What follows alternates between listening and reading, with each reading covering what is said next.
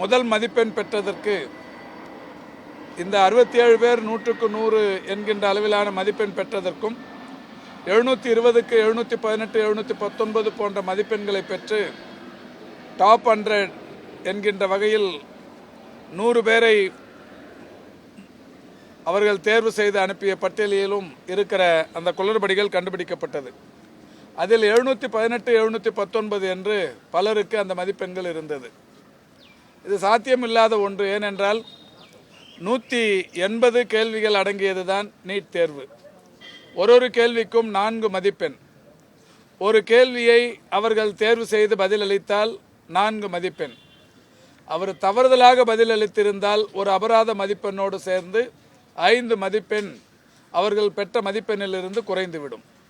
ஆக 180 கேள்விகளையும் அவர்கள் அட்டன் செய்திருந்தால், சரியான பதில் அளித்திருந்தால் 720 கிடைக்கும். ஒன்று தவறுதலாக இருந்தால் 716 கிடைக்கும். இதை எழுதாமல் விட்டுவிட்டிருந்தால், அதுவே தவறுதலாக குறிப்பிடப்பட்டிருந்தால் 715 கிடைக்கும். 715 என்பது கேள்வி தவறுதலான கேள்விக்கு கிடைக்கிற மதிப்பெண். 5 மதிப்பெண் கிடைத்திருக்கும். கேள்வி விட்டிருந்தால் 716 கிடைக்கும். 718ம் 719ம் எப்படி கிடைத்தது என்பது கல்வியாளர்களின் கேள்வி, மாணவர்களின் கேள்வி. இந்த நிலையில்தான் தேசிய தேர்வு முகமை இவர்களுக்கு கருணை மதிப்பெண் தரப்பட்டது, கிரேஸ் மார்க்ஸ் தரப்பட்டது என்கிறார்கள். கிரேஸ் மார்க்ஸ் எந்த அடிப்படையில் தந்தீர்கள் என்று கேட்டால், உச்சநீதிமன்றத்தில் 2018 ஒரு தீர்ப்பு வந்தது, அந்த தீர்ப்பின் அடிப்படையில் கொடுத்தோம் என்கிறார்கள்.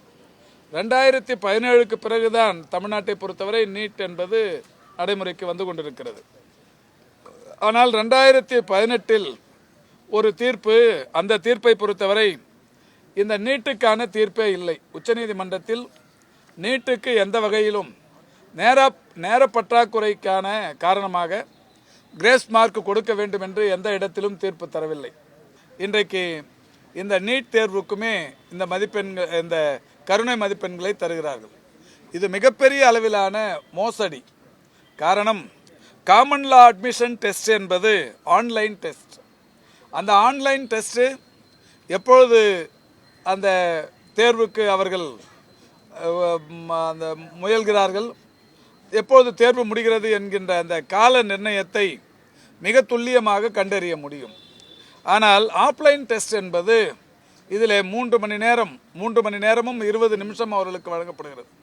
கடந்த 3 ஆண்டுகளாகவே அந்த டெஸ்டின் நேரம் என்பது பிற்பகல் 2 மணிக்கு தொடங்கி 5:20 வரை இந்த தேர்வை நடத்துகிறார்கள். அப்படியானால் நேரடியாக தேர்வு எழுதுபவர்களுக்கான அந்த நேரம் என்பது 3 மணி நேரமும் 20 நிமிஷம். 2 மணிக்கு சரியாக மாணவர்கள் உள்ளே அனுமதிக்கப்படுவார்கள். 5:20க்கு வெளியில் அனுப்பப்படுவார்கள். இப்படி இருக்கும்போது இந்த மாணவர்களுக்கு எப்படி நேர பற்றாக்குறை ஏற்படும்? நேஷனல் டெஸ்டிங் ஏஜென்சி 1563 பேருக்கு கிரேஸ் மார்க் வழங்கப்பட்டிருக்கிறது. இந்த 1563 பேருக்கும் மறுதேர்வு அவர்கள் விரும்பினால் நடத்தலாம் என்கின்ற வகையில் இந்த 1563 பேரை அதிலிருந்து விலக்கி கொண்டிருக்கிறார்கள். இவர்களை விலக்கி கொண்டால் அப்பொழுது எழுதியிருக்கிற மாணவர்கள் மொத்தம் 23,33,000க்கும் மேற்பட்டவர்கள். இதில் இந்த 1563 பேர் பட்டியலை விலக்கி கொண்டால் இந்த ரிசல்ட் ரீபப்ளிஷ் செய்ய வேண்டும். அதையும் அந்த ரிசல்ட்டை ரீபப்ளிஷ் செய்வதற்கு நேஷனல் டெஸ்டிங் ஏஜென்சி ஒப்புக்கொண்டிருக்கிறது. ஏழை எளிய மாணவர்கள் மருத்துவ படிப்பை படிக்க வேண்டுமென்றால் நீட் தேர்வுக்கான அந்த கோச்சிங் பயிற்சிக்கு 5 முறை செல்வது என்பது சாத்தியமான ஒன்றா?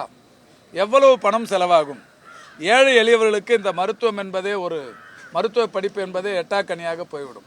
31% என்பது அதிர்ச்சி அளிக்கிற விஷயம். என்னதான் நன்றாக படித்த மாணவர்களாக இருந்தாலும் இந்த நீட் தேர்வில் முதல் முறையாக பயின்று வென்றவர்கள் வெறும் 31%.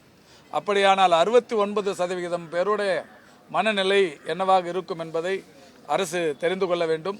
அதனால்தான் மாண்புமிகு தமிழ்நாட்டின் முதலமைச்சர் அவர்கள் தொடர்ந்து இந்த நீட் தேர்விலிருந்து விலக்களிக்க வேண்டும் என்று சொல்லியிருக்கிறார்கள்.